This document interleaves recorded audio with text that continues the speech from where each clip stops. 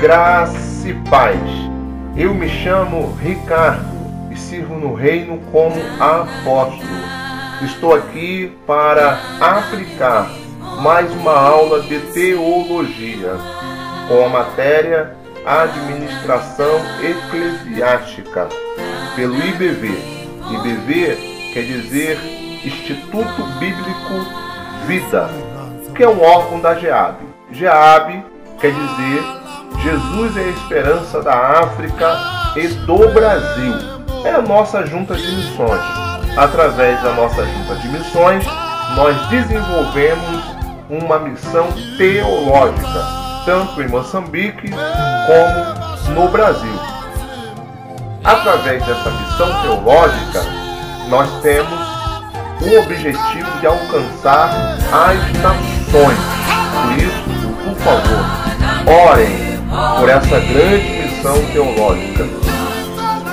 Nós fornecemos curso de capelania evangélica, curso de juiz de paz eclesiástico, curso de teologia, entre outros cursos. Nós vamos aplicar a matéria Administração Eclesiástica. Então, vamos lá. Na aula passada, nós falamos sobre o caráter nobre do pastoreio. Foi falado o seguinte, que o pastor, ele não deve se preocupar só com o rebanho, ou só com a igreja organismo. Ele também deve se preocupar com a igreja organização. Existem duas igrejas, a igreja organismo e a igreja organização. A igreja organismo é a igreja que promove a adoração, ensinamento da palavra, edificação dos membros. É a igreja organismo, organismo vivo, é a igreja de Cristo, é a igreja universal, igreja organismo. E a igreja organização, ela é feita de tijolos, ela precisa andar em conformidade com as leis dos homens. Então o pastor, ele não deve se preocupar só com a igreja organismo, ele deve se preocupar com a igreja organização também. Porque não adianta nada ele só colocar a igreja para orar, mas não andar em conformidade com as leis dos homens. Por exemplo, uma igreja organização, ela precisa instalar extintores, precisa viabilizar uma saída de emergência. A lei vai exigir isso, e fora outras exigências que a lei faz. Então, o pastor, ele precisa cuidar da igreja organismo e a igreja organização. Isso foi falado na aula passada, eu estou recapitulando aqui para que vocês possam entender essa segunda aula. Foi falado também sobre os tipos de líderes.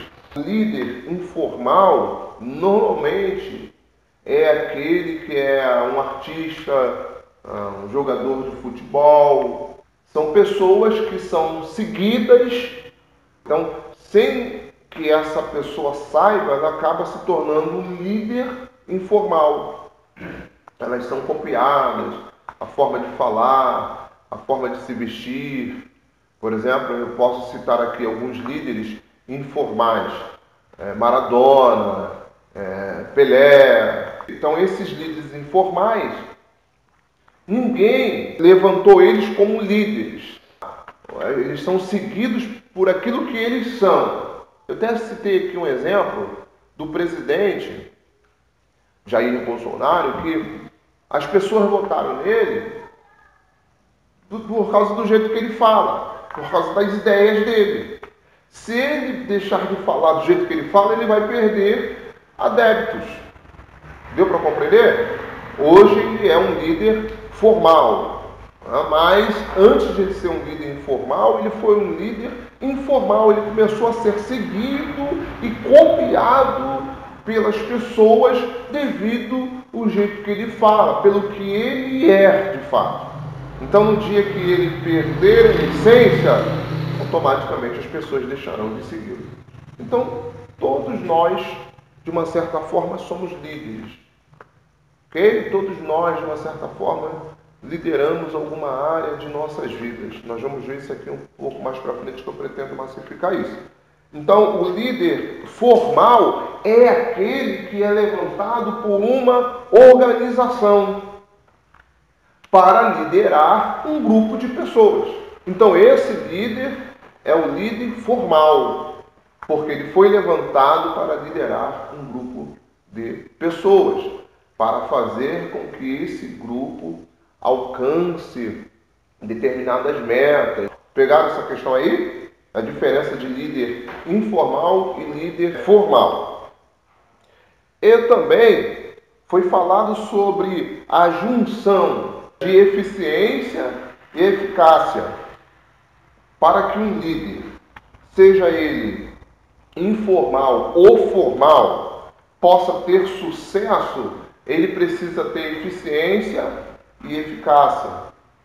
O que é eficiência e eficácia? Vou dar um exemplo.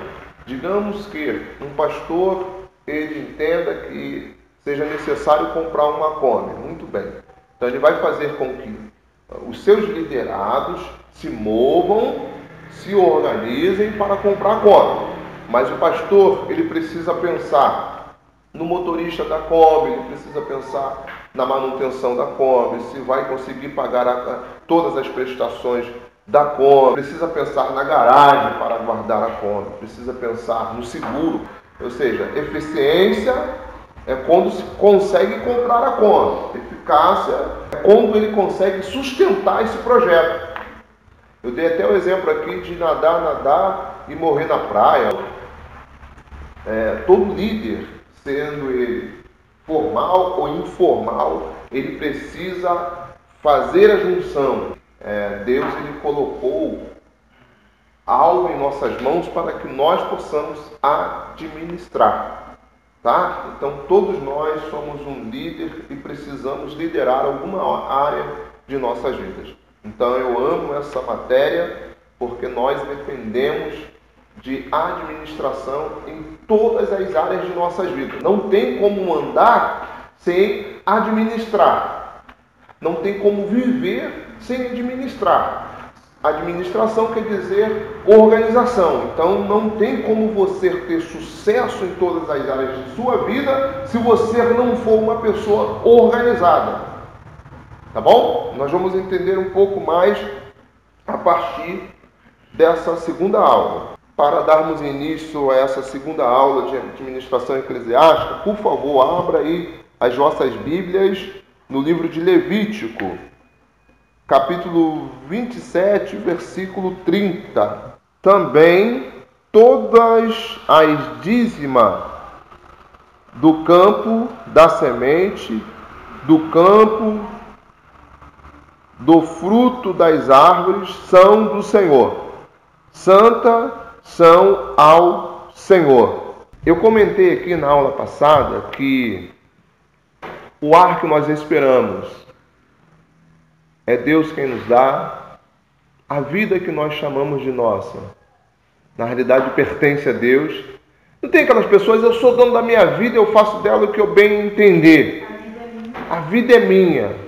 E não é bem assim. Por isso que muita gente tenta se matar. E se mata e acaba cometendo pecado, porque ele não é o dono da vida.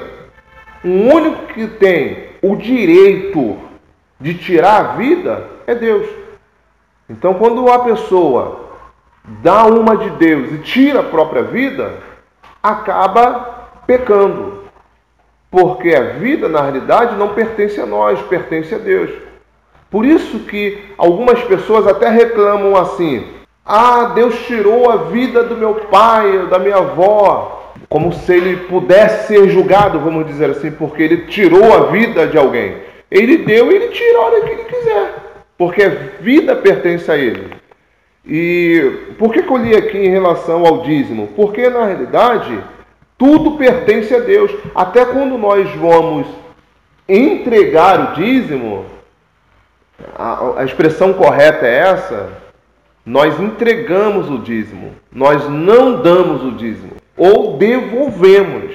A oferta já é diferente, você realmente pode dar uma oferta, mas segundo a Bíblia, o dízimo nós devolvemos. Por quê? Tudo pertence a Deus. Mas como que Ele me dá dinheiro? Quando Ele me dá saúde, quando Ele me dá o ar para respirar. E aí automaticamente eu devolvo a Deus, ok? Eu não dou. Só para complementar o que eu estou falando, abra aí as vossas Bíblias no livro de Salmos 24:1. Do Senhor é a terra e a sua plenitude, o mundo e aqueles que nele habitam. Amém? Então, a nossa vida, o ar que eu respiro, enfim, tudo que há no mundo pertence a quem? A Deus. Então, nós podemos definir aqui que Deus nos emprestou determinadas coisas para que nós possamos administrar. Nada pertence a nós. Ok? O dinheiro pertence a Deus. A nossa vida pertence a Deus. O fôlego que nós respiramos pertence a Deus. O filho que nós chamamos de nosso pertence a Deus. Tudo pertence a Deus. Já que pertence a Deus, conforme foi a definição da aula passada, nós somos sacerdotes, servos, porque a palavra administrar significa menor, administrador, aquele que administra algo para alguém superior. Ok? Então tudo que nós temos, na realidade, nós precisamos administrar para Deus, porque nós teremos que prestar contas a Deus. Por isso que essa palavra administração, ela é importante, porque tudo nós teremos que prestar contas a Deus, porque a terra e toda a sua plenitude, todos que habitam na terra, pertence a Deus, e nós somos mordomos, somos servos que devemos administrar tudo que Deus colocou em nossas mãos e administrar bem. Por exemplo, o tempo. Deus, Ele nos deu tempo. Então nós precisamos administrar o nosso tempo da melhor maneira possível. Se nós errarmos na administração do nosso tempo, automaticamente nós teremos que prestar contas a Deus. Eu falei na aula passada que o tempo hoje é dinheiro. Quando nós administramos bem o nosso tempo, nós vamos conseguir cuidar de nossas famílias, de nossa saúde, de nossa vida espiritual. As pessoas hoje estão falando que estão sem tempo. Verdade ou mentira? Ah, o dia está passando muito rápido. Não é que o dia esteja passando muito rápido. É porque nós nos ocupamos com 1 trilhão de coisas para fazer durante o dia. E nós precisamos do dia todo e mais um pedacinho da noite. E antigamente não era assim. Por exemplo, quem vive no campo, o homem do campo, ele não tem esse problema. Ele consegue até ir dormir cedo. Porque eles não se ocupam com 1 trilhão de coisas. Quando nós nos ocupamos com 1 trilhão de coisas, é como se a gente estivesse colocando a corda em nosso pescoço. Os irmãos estão compreendendo? Então o tempo que a gente deu foi Deus. Você precisa administrar bem o seu tempo. Não só o tempo, mas o dinheiro, a sua família, tudo que tem nas suas mãos, você precisa administrar da melhor maneira possível. A sua vida, né, os seus projetos, os seus sonhos, precisa administrar da melhor maneira possível. Ainda falando do tempo, normalmente as pessoas falam que não tem tempo para ler a palavra, para meditar, para orar. Ou seja, as pessoas não têm tempo para Deus, vamos ser mais claro aqui. E não ter tempo para Deus é perder tempo. Em Salmos 27 mesmo vai falar: em vão vigia o sentinela se o Senhor não vigiar a cidade. Então, se eu não der a minha primícia para Deus, primícia do tempo, a minha vida vai ser vã. Eu não vou conseguir ter sucesso. Os irmãos estão compreendendo? Então, até nisso nós temos que ter cuidado com os roubadores de tempo. O que é um roubador de tempo hoje? Celular, redes sociais, né? Quanto tempo nós perdemos com as redes sociais, com o WhatsApp, com o Facebook? Quer dizer, até isso nós vamos ter que prestar conta a Deus. Os irmãos estão compreendendo? Se tudo pertence a Deus, e se eu não administro bem, eu vou ter que prestar conta a Deus. Ah, minha vida não foi produtiva. Então nós teremos que prestar conta a Deus. Eu não consegui administrar bem o que Deus colocou em minhas mãos. Lembra aí da parábola dos talentos? Lembraram aí?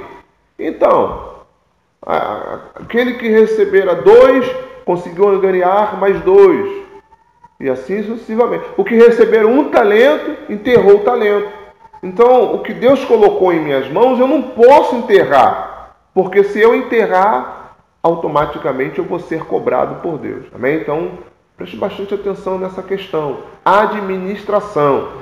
Tá certo que a matéria fala sobre administração eclesiástica, mas nós precisamos administrar bem todas as áreas de nossas vidas. Os talentos que Deus nos deu, os dons que Deus nos deu. Tudo pertence a Deus, nós precisamos administrar da melhor maneira possível. Ok?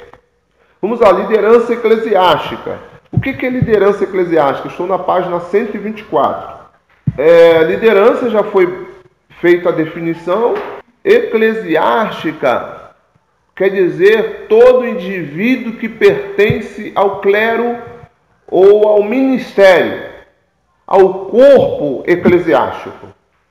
Então nós estamos falando de líderes que pertencem ao corpo ministerial. Nós estamos falando do pastor, do presbítero, do evangelista.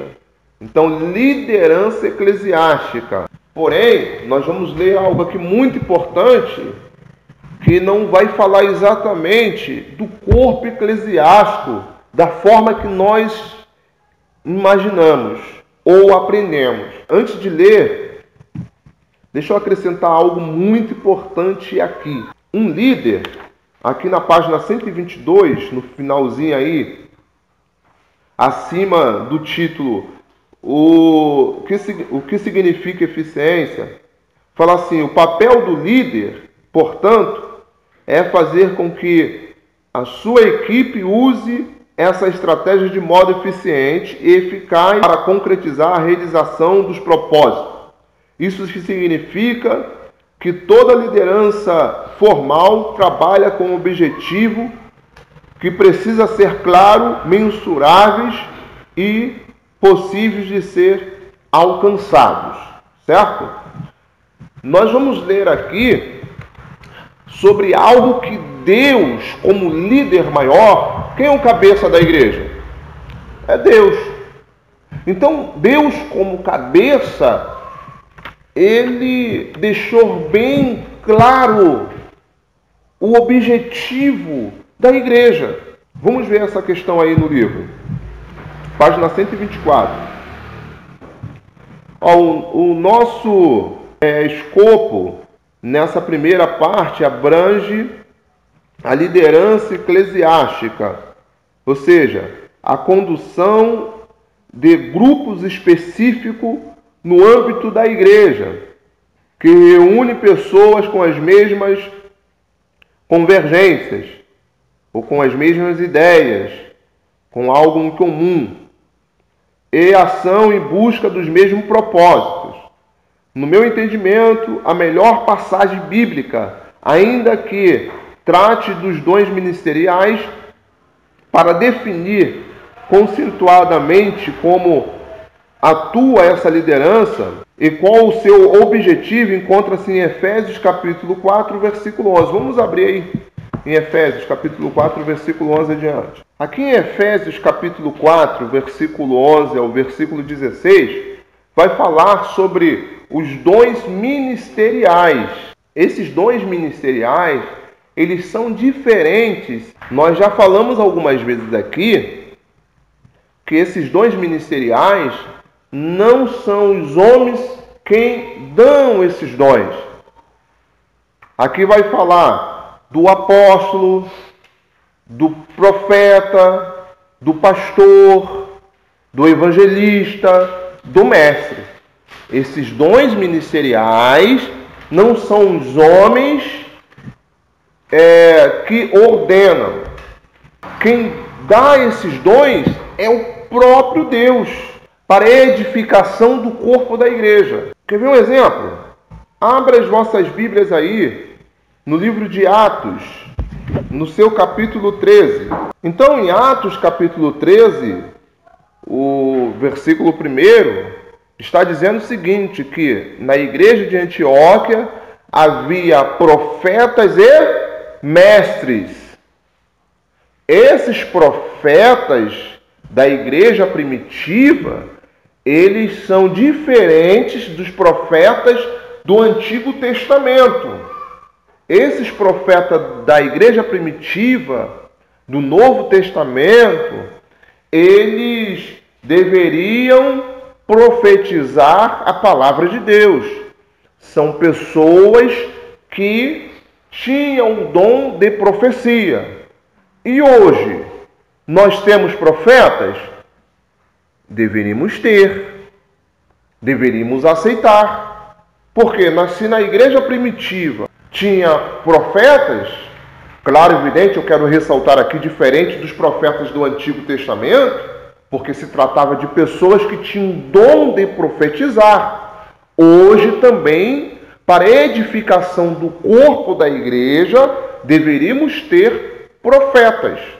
Deus, como líder, ele deixou bem claro, os dons ministeriais, eles servem para a edificação do corpo da igreja. Ele foi bem claro por isso. Então, a partir do momento que a igreja hoje não tenha profetas, a igreja acaba sofrendo. Porque os profetas de hoje, além deles terem o dom de profetizar, e também eles devem profetizar a palavra de Deus, ou seja, o que eles entregam preciso estar de acordo com a palavra de Deus. O profeta de hoje eles também têm a responsabilidade de fazer a igreja entender, conscientizar a igreja a necessidade de buscar a Deus. Amém? Abra agora as vossas Bíblias aí no livro de Atos, capítulo 14. Repare também que além dos profetas, Atos capítulo 13, versículo 1, está falando de mestres. Então hoje também nós deveríamos ter mestres. E normalmente a igreja não aceita. A pessoa é mestre, é um dom ministerial. Nós vamos falar a função do mestre já já. Olha só que interessante. Atos 14, 14 fala de dois apóstolos. Apóstolo Paulo. O apóstolo Paulo teve problema com seu apostolado, ele teve que provar que realmente foi um apóstolo chamado por Cristo. E Barnabé. Barnabé, ele não foi um dos 12 apóstolos, mas mesmo assim foi identificado como apóstolo. Por quê? Em Efésios, capítulo 4, versículo 11 ao 16, fala dos 5 ministérios: apóstolos, profetas, pastores, evangelistas e mestres. A igreja deveria ter esses 5 ministérios. Para quê? Para a edificação do corpo. Então Deus, como cabeça, foi bem claro que esses 5 ministérios deveriam estar em funcionamento. Existem 2 tipos de apóstolos, biblicamente. Existem os apóstolos de Cristo, que o próprio Cristo escolheu, e existem os apóstolos da igreja. Porque apóstolo, na realidade, quer dizer aquele que é enviado. Ok? Então, existem os apóstolos de Cristo, e esses são apóstolos exclusivos. Não existe uma sucessão desses apóstolos, mas existe os apóstolos da igreja, como é o caso de Paulo e Barnabé. Se os irmãos leem aí em Atos 14, 14, os irmãos vão ver que Paulo e Barnabé foram enviados para uma missão. Então a palavra apóstolo quer dizer aquele que é enviado. Então qual é a função do apóstolo? A função do apóstolo, ele precisa ser um desbravador, precisa desenvolver missão transcultural, missão mundial. Então essa é a função do apóstolo. Não quer dizer que o apóstolo, por exemplo, seja maior do que o profeta ou maior do que o pastor. Não é isso, né? São funções diferentes. Cada um tem uma função. Para que a igreja ela possa ser completa, ela precisa caminhar de acordo com a visão dos apóstolos. Porque em Efésios, abra aí em Efésios, capítulo 2, versículo 20. Então a igreja, ela foi edificada nos fundamentos dos apóstolos, ou nos ensinamentos dos apóstolos. E quais são os ensinamentos dos apóstolos? São os ensinamentos passados pelo Senhor Jesus. Qual é a função dos apóstolos? Difundir o reino, desenvolver missões. Então uma igreja precisa ter uma visão apostólica. Qual é a visão apostólica? É uma visão missionária. Porque a função dos apóstolos é difundir o reino, é desenvolver missão transcultural. Além da missão nacional, que é feita no seu próprio país, ele precisa também desenvolver missão transcultural, internacional. Na realidade, todas as igrejas deveriam desenvolver tais missões.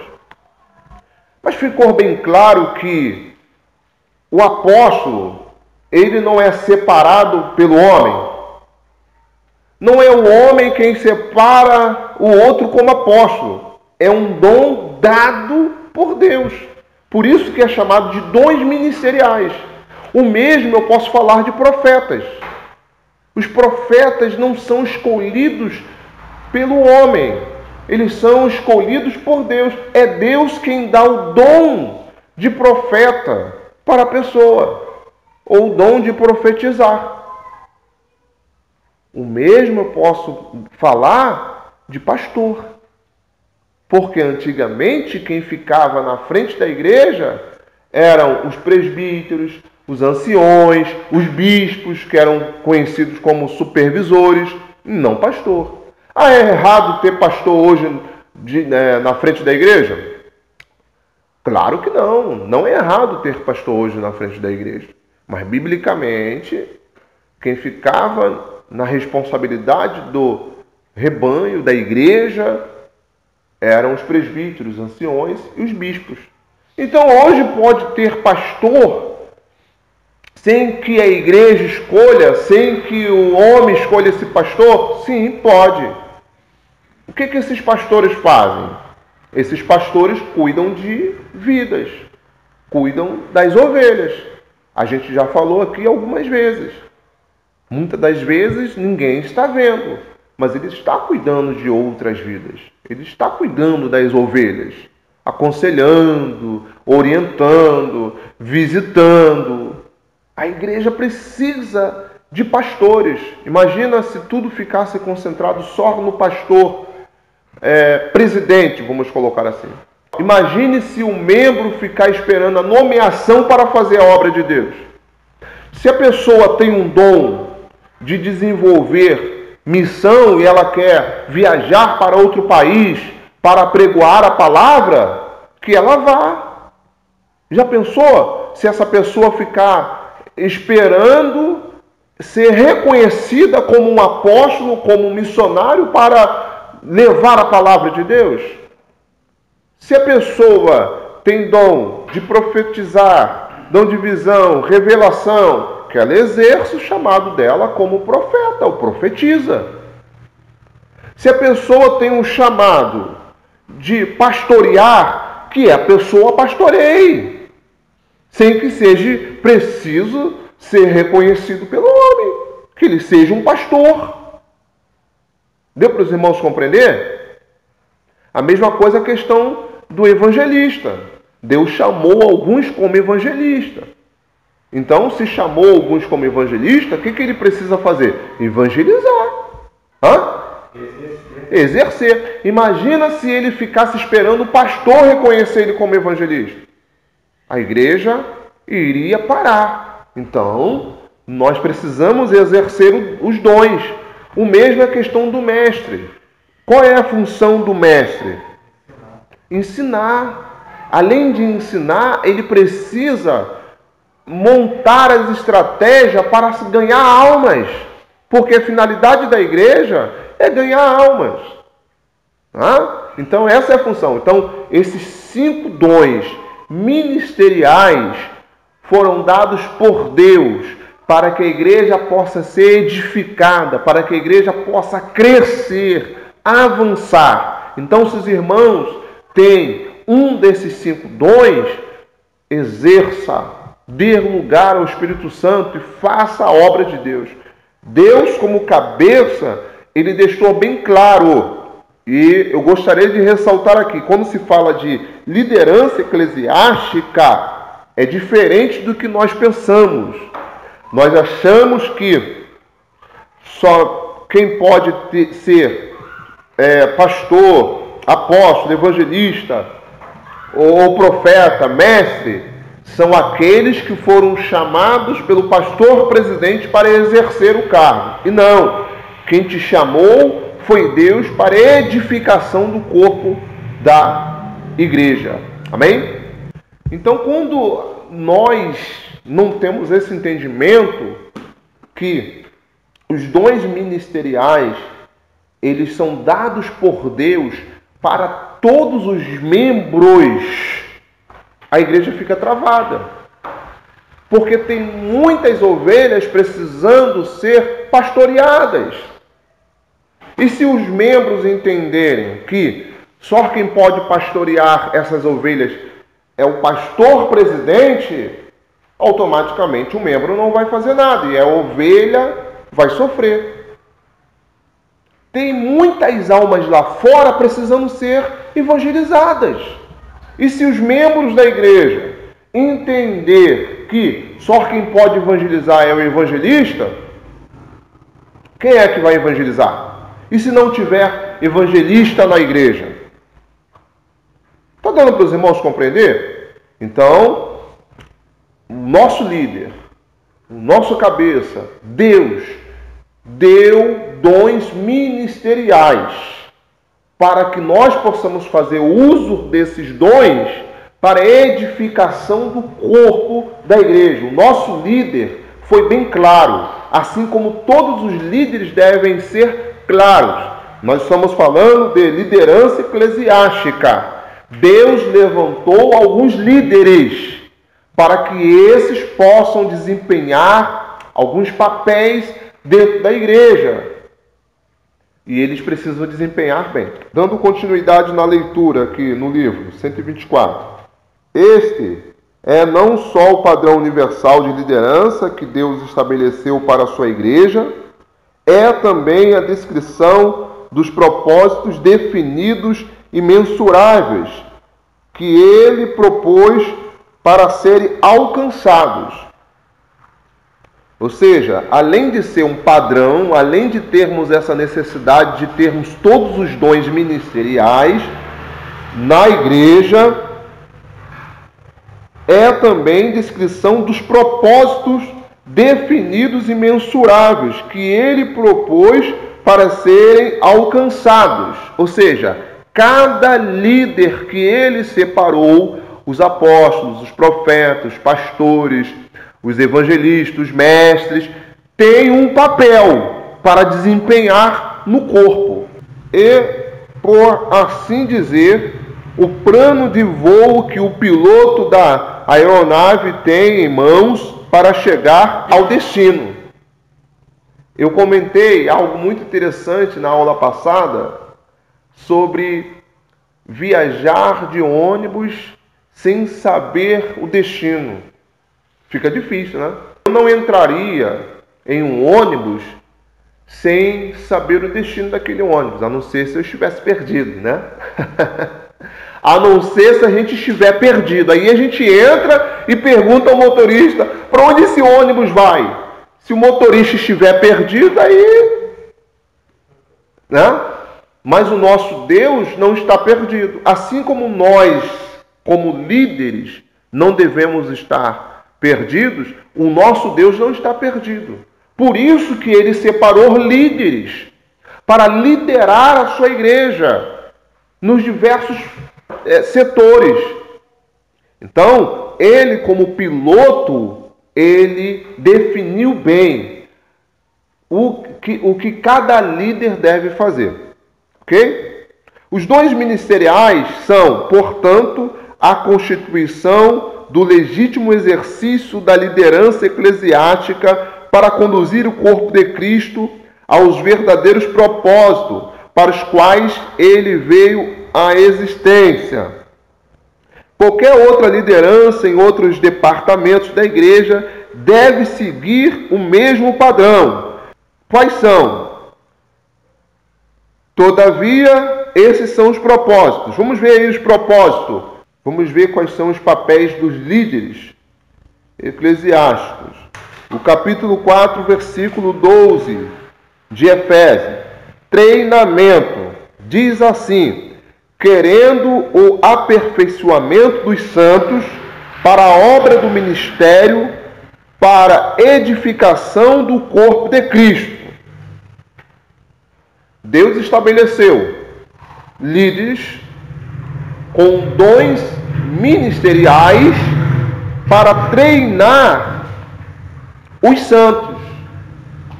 Treinar como? Ensinando a palavra de Deus. Amém? Treinar para quê? Para que esses possam anunciar as virtudes daquele que os chamou das trevas para a sua maravilhosa luz. Conforme nós lemos em 1 Pedro, capítulo 2, versículo 9. Realizações, o versículo 12 ainda. Querendo aperfeiçoamento dos santos para a obra do ministério, para edificação do corpo. Edificação, unidade, versículo 13. Até que todos cheguemos à unidade da fé e ao conhecimento do Filho de Deus, o varão perfeito, à medida da estrutura completa de Cristo. Similitude, versículo 13 ainda. Firmeza, versículo 14.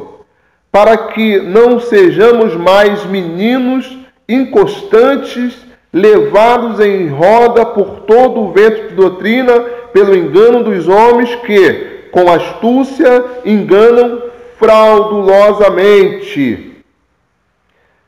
Crescimento, versículo 15, versículo 16. Antes, seguindo a verdade em caridade, cresçamos em tudo naquele que é a cabeça, Cristo, do qual todo o corpo, bem ajustado e ligado pelo auxílio de todas as juntas, segundo a justa operação de cada parte, faz o aumento do corpo para a sua edificação em amor. Os irmãos compreenderam essa questão aí? Então, o cabeça, que é Cristo, separou alguns homens e dotou esses homens de dons para que o corpo, a igreja, possa ser edificada, possa crescer, amadurecer. Está dando para os irmãos entender que o quão necessário é os dons ministeriais, como é necessário colocarmos em prática os dons ministeriais? Quantos compreenderam aí? Diga amém. Amém? Diz mais aqui o livro, seguindo o esboço de Rick Warren, autor do livro Uma Igreja com Propósito, os objetivos acima podem ser operacionados da seguinte forma: celebrar a Deus, ministrar ao próximo, ensinar a obediência, batizar e fazer discípulos. Abra as vossas Bíblias aí no livro de Mateus, capítulo 28, versículo 19 e o versículo 20. Mateus, capítulo 28, versículo 19 ao versículo 20. Qual é a função de todos aqueles que têm um dom ministerial? Lembrando que eu não estou falando de pessoas que foram separadas como líderes ou líderes informais. Ou seja, não são aquelas pessoas que foram chamadas na frente do altar e foram designadas para liderar um grupo. Ok? Nós estamos falando de pessoas que foram chamadas por Deus, que receberam dons de Deus. E tem um outro detalhe muito importante.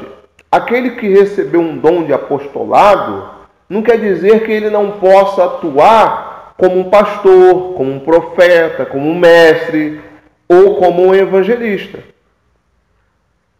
Não quer dizer que aquela pessoa que recebeu o dom de evangelista não possa atuar como um apóstolo, como um profeta ou como um pastor. O que acontece é que essa pessoa ela vai sentir o coração dela arder para determinada tarefa, determinada função ou determinado dom. Deu para os irmãos compreender essa questão aí? Mas uma coisa é certa, para que a igreja ela possa ser edificada, nós precisamos tomar posse do chamado de Deus para com as nossas vidas. Nós não podemos ficar aquém, não é isso? Da expectativa de Deus para com as nossas vidas. Realmente nós precisamos pegar o talento que Deus nos deu e desenvolver esse talento, para que naquele grande dia nós não possamos ser cobrados, gente. É tão sério isso, que a gente vai ver que na parábola dos talentos, aquele que recebera um talento, ele foi cobrado ao ponto que ele foi lançado nas trevas. Então, o dom que Deus nos dá, nós precisamos realmente colocar em prática. Porque se nós não colocarmos em prática, a obra do Senhor sofre. Amém? Então, de quem é a função de fazer discípulos? De quem é essa função de fazer discípulos? Só essa função de fazer discípulos pertence a quem tem um cargo eclesiástico? De todos que são servos. De quem é a função de batizar?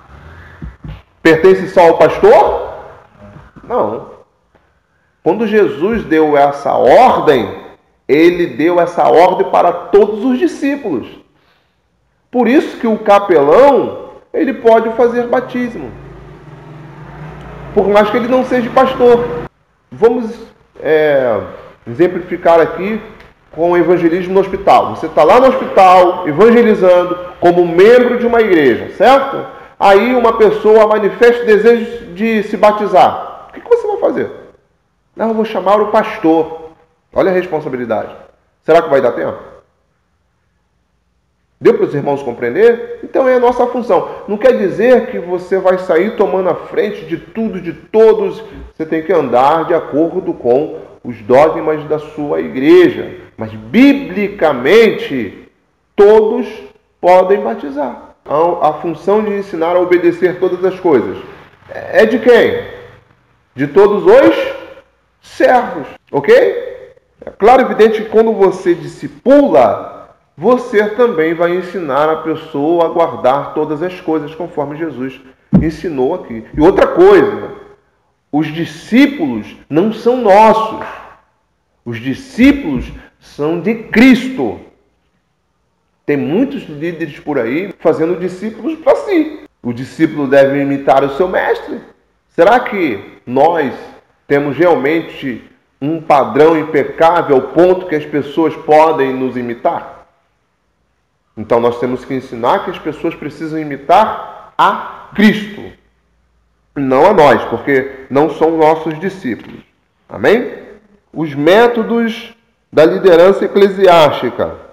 Vale repetir que a forma e os propósitos da liderança eclesiástica são universais. São válidos para todas as épocas e em todos os lugares. Não mudam. Qualquer coisa que estejam além do exposto em Efésios 4, versículo 11 ao 16, é acréscimo humano. Ou seja, é um padrão.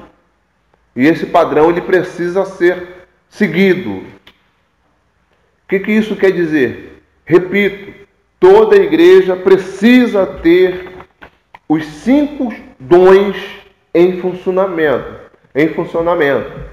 Ok? Toda igreja precisa ter os 5 dons em funcionamento para que a igreja ela possa amadurecer, crescer e avançar.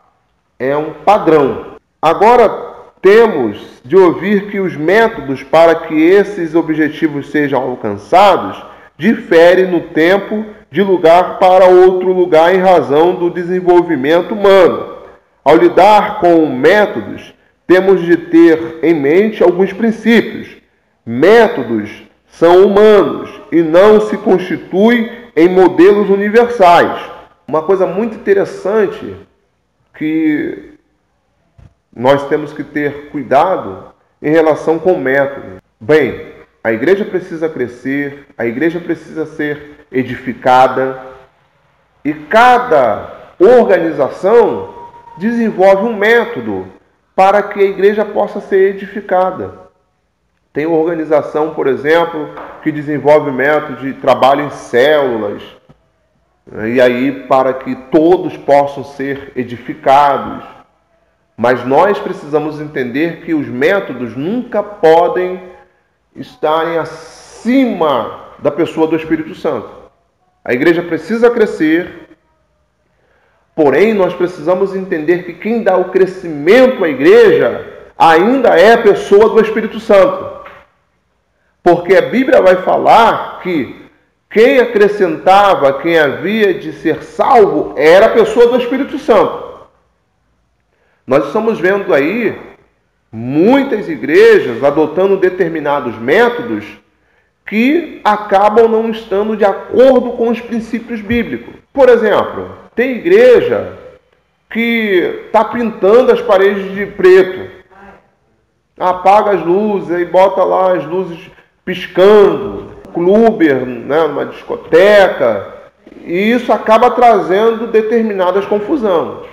Isso não quer dizer que tenha um versículo bíblico dizendo que a igreja não pode ser pintada de preto ou dizendo a cor que as paredes do templo devem ser pintadas. Não quer dizer isso.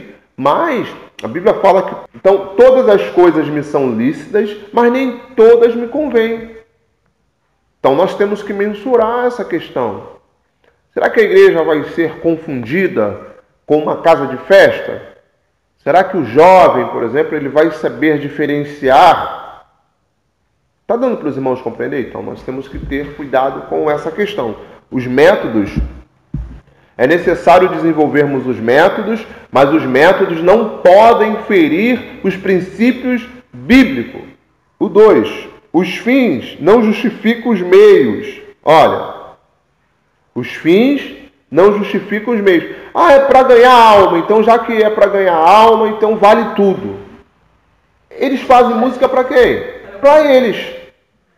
E muitas das vezes essas músicas estão de acordo com a situação que as pessoas estão passando. Aí as pessoas se identificam com essas músicas.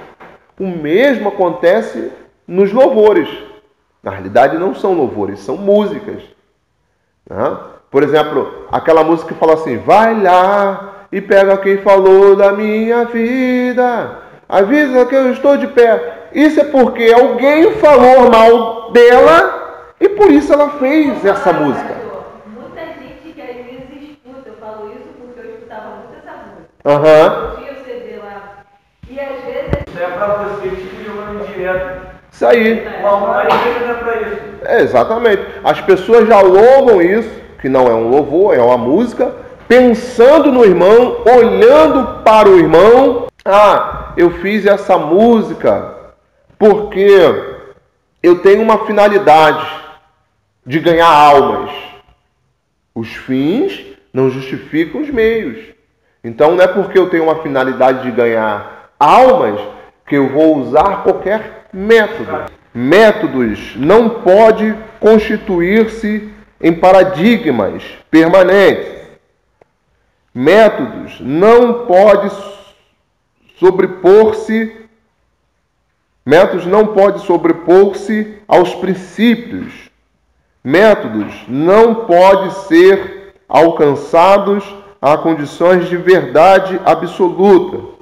Métodos não podem vestir-se de a única visão de Deus para a igreja. À luz desses princípios, cabe à liderança local encontrar os métodos que melhor se adequem à sua realidade e quebrar paradigmas, quando esses não mais oferecem condições para que os propósitos de Efésios 4, 11 ao 16 sejam alcançados.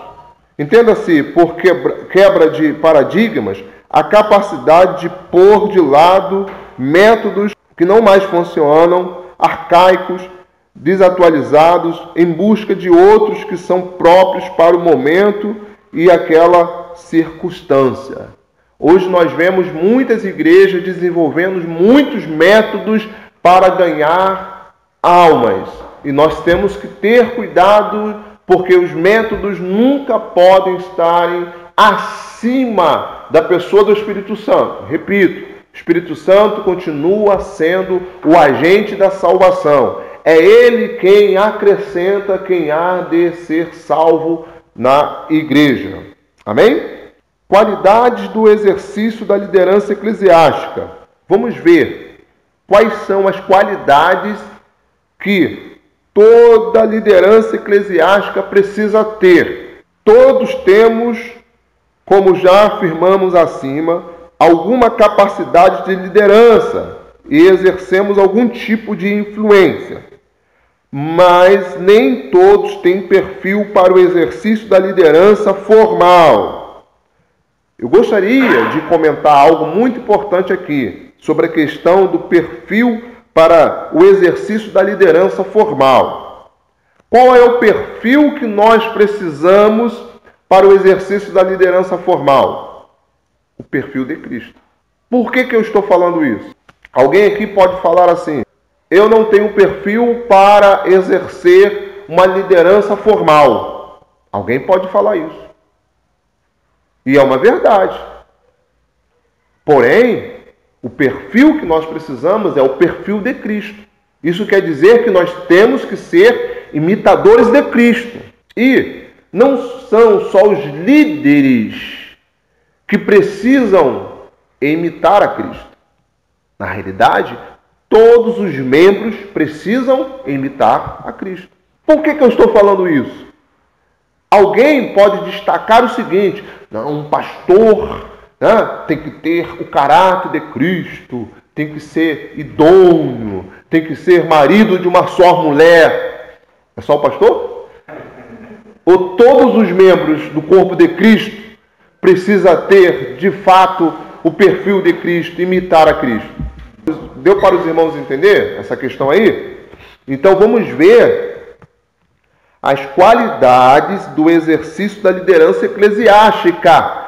E essas qualidades são estendidas a todos os membros do corpo de Cristo, porque todos nós somos servos, todos nós fomos chamados para liderar no reino. Vamos ver o perfil ideal para um líder eclesiástico. Em se tratando da liderança eclesiástica, aí o funil se torna mais estreito. Em primeiro lugar, descobre-se em Efésios 4, 11 ao 16, que Deus é quem estabelece a liderança eclesiástica. Isso foi bem esclarecido. Quem estabelece a liderança eclesiástica é Deus. Quem dá esses dons ministeriais é Deus, não o homem. Em segundo lugar, as qualificações de 1 Timóteo, capítulo 3, versículo 1 ao 7, para os líderes, exigem um elevado padrão de excelência. A sua forma de conduta tem que estar acima da média. Tudo que os bons livros de liderança propõem para os bons líderes encontra-se na Bíblia. Eles apenas traduzem em linguagem contemporânea aquilo que já está descrito na palavra de Deus. Vejamos algumas qualificações da liderança eclesiástica. Repito, as qualificações descritas para os diáconos, para os presbíteros, para os bispos, elas são aplicadas a todos os servos de Deus. É claro e evidente que aqueles que têm um cargo eclesiástico, e é bom ressaltar aqui também, que em 1 Timóteo, capítulo 3, versículo 1 ao 7, está falando de pessoas que são chamadas de fato para exercer um cargo eclesiástico. Parece que está um pouco confuso, porque na realidade o livro, ele trata os dons ministeriais de cargo eclesiástico também. E são coisas completamente diferentes. Em Efésios capítulo 4, versículo 11 ao 16, fala de dons ministeriais. Ok? Já em 1 Timóteo, capítulo 3, versículo 1 ao 7, trata de qualificações para as pessoas que são separadas para exercer um cargo eclesiástico. Deu para os irmãos compreender? Deu para compreender essa questão aí? Em Efésios capítulo 4, é Deus quem dá os dons. E esses líderes são líderes informais. São líderes que a igreja não separou como um líder, como um profeta, como um pastor, como um apóstolo, como um evangelista. E esses devem exercer o seu chamado. Já em 1 Timóteo, capítulo 3, versículo 1 ao 7, refere-se a líderes formais. Ou seja, são pessoas que são separadas pelo corpo eclesiástico ou pelo pastor presidente para exercer uma liderança. Deu para os irmãos compreender essa questão aí? E aqui se encontra as qualificações para esses líderes formais, esses líderes que foram separados pelo corpo eclesiástico, pela igreja, pelo pastor presidente, para exercer uma função dentro da igreja. Quem são esses? Os diáconos, os presbíteros, os bispos. Ok? Então, esses precisam ter qualificações para exercer o seu chamado. Porém, repito, essas qualificações, todos devem ter as mesmas qualificações.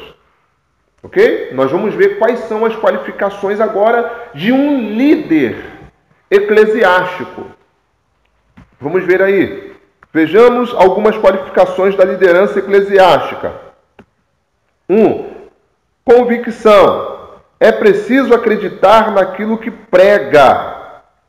Então, todo líder eclesiástico, ele precisa ter convicção daquilo que ensina, daquilo que prega. Imagine comigo se um pastor não tivesse convicção daquilo que ele ensina.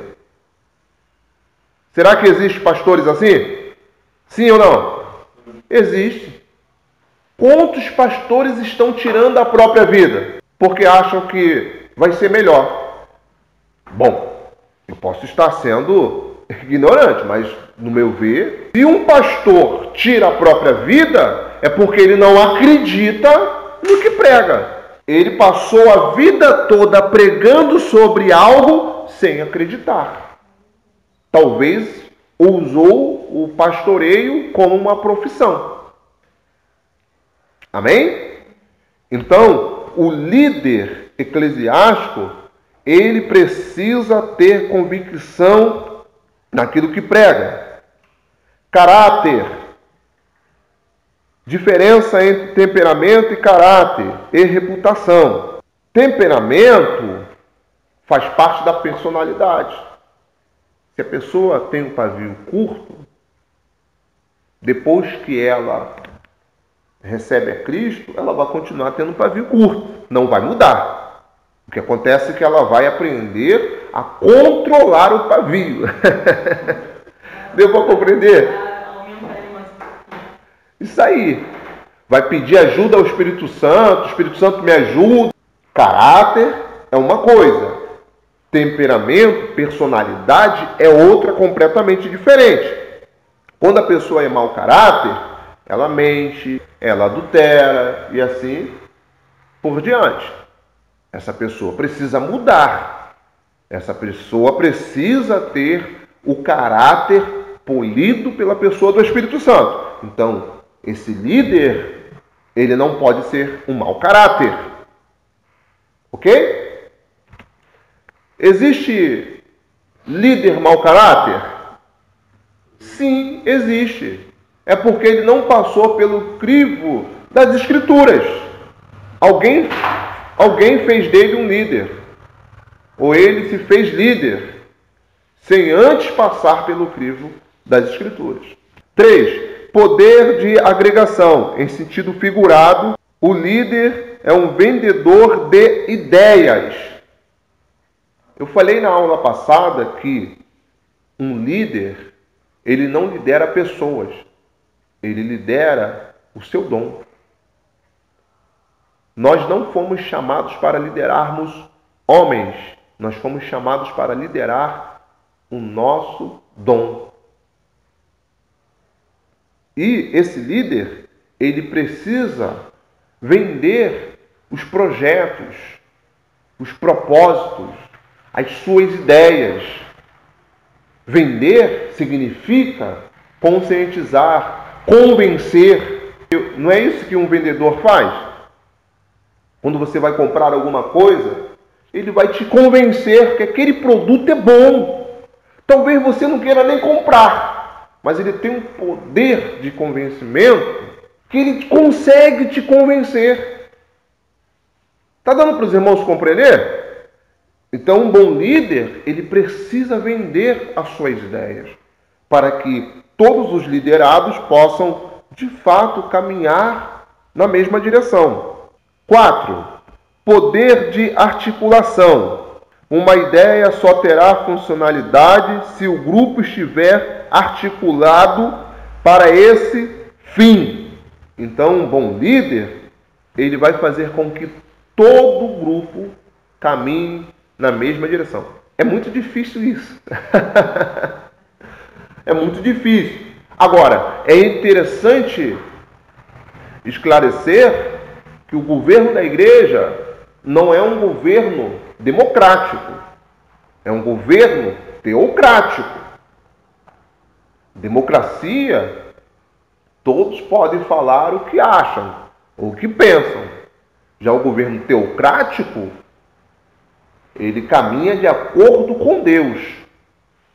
O governo teocrático é quando Deus está no governo. Os irmãos compreenderam essa questão?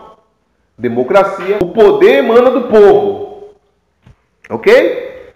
Mas mesmo o governo da igreja sendo teocrático, o líder, ele encontra resistência por parte de alguns membros da igreja. Por mais que o objetivo do líder seja ganhar almas, edificar vidas, mesmo assim ele vai encontrar resistência.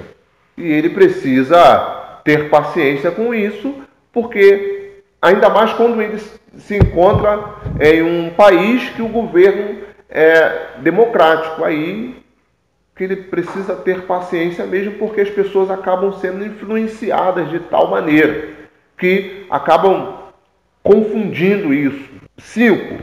Clareza de propósito. De onde eu vim, o que eu estou fazendo aqui e para onde eu vou. Qual é a finalidade de tal organização, de tal projeto, do propósito. Então precisa ter clareza. 6. Visão da coletividade. Em outras palavras, conhecer os seus liderados para fazer com que todos possam realmente crescer, ser edificados, etc.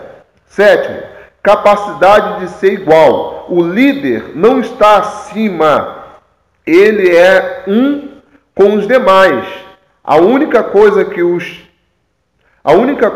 distingue é o fato de ser um ponto de aglutinação. Ele não faz todas as tarefas sozinho. Eu sempre ressalto esse detalhe e falei já hoje que o apóstolo ele não é maior do que o pastor ou do que o evangelista. São funções diferentes, ok? Mas nunca é maior. Tem pessoas que acham que por ter um cargo eclesiástico é maior do que o membro. Eu posso falar, afirmar que a responsabilidade é maior, sem sombra de dúvida. Em Hebreus capítulo 13, versículo 17, se não me falha a memória, vai falar que nós devemos obedecer os nossos pastores. Isso quer dizer que não é só um pastor, são pastores.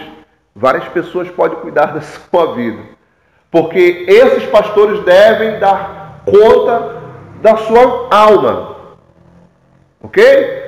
É claro e evidente que o modelo que nós temos hoje da igreja, nós devemos obedecer o nosso pastor, porque ele deve dar conta da sua alma.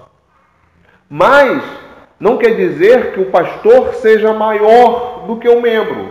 A responsabilidade é maior, mas ele é igual. Por quê? Jesus, sendo Deus, não usurpou ser igual a Deus. Ele veio como servo, ao ponto que lavou os pés dos discípulos. Então por que nós vamos querer ser maior do que um membro que não tem um cargo eclesiástico? Então o fato de termos um cargo eclesiástico não quer dizer que nós somos maiores do que os membros, ou do que os membros que não têm um cargo eclesiástico. Quantos compreenderam? Diga amém. Amém. 8. Capacidade de ser imitado. Ele é um exemplo para os que o cercam. Ok? O apóstolo Paulo, certa ocasião, falou assim: sejam os meus imitadores assim como eu sou de Cristo. Eu imito a Cristo. Então é necessário vocês também imitar a Cristo. Ele teve moral suficiente para falar isso. Sejam os meus imitadores. Né? Será que nós podemos falar isso? Não sei. O apóstolo Paulo falou. Né? Sejam os meus imitadores. Isso quer dizer o quê? Que Paulo imitava Cristo nos mínimos detalhes. Então por isso que ele pôde falar isso. Tá certo que nós temos que ter essa qualificação. Nós temos que buscar essa qualificação, né? Para que nós possamos ser imitados pelos nossos liderados. Quando eu falo nossos liderados, gente, eu me refiro aos membros da sua família, eu me refiro aos teus vizinhos, porque o líder informal, ele é seguido sem saber que está sendo seguido.